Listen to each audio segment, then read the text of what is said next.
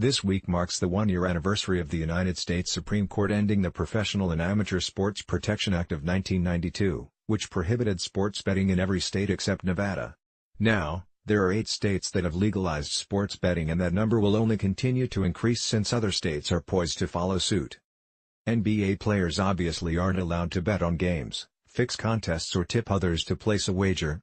The NBA's constitution specifically states that any person who, directly or indirectly, wagers money or anything of value on the outcome of any game will receive an unappealable punishment from the commissioner, such as a fine, suspension, expulsion and/or perpetual disqualification from further association with the NBA. With that said, players are allowed to gamble among themselves on things unrelated to the NBA, such as card games, shooting contests, video games, March Madness brackets, etc. While this can serve as a team bonding experience, it can also cause big fights, especially when big money is involved. Hoops Hype talked to a number of NBA players about these fun bets that teammates place throughout the season. They spoke on the condition of anonymity since they were sharing private stories. Card games. Card games are easily the most popular type of gambling that occurs among NBA teammates. Booray is the most played card game in the NBA, and in professional sports as a whole.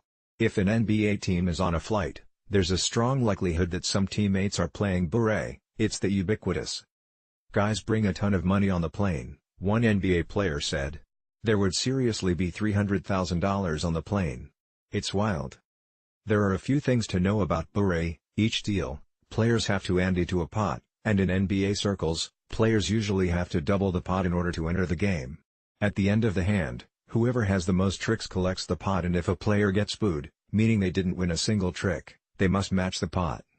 People win and lose a lot of money very quickly, and this is particularly true if you're playing against NBA players with lucrative contracts.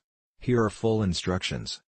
There are plenty of stories about players losing huge amounts of money in booray games.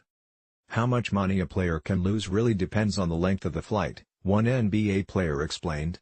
"We'd play regular hands for most of the flight, and then, once the plane started descending, we double up on the hands until we landed.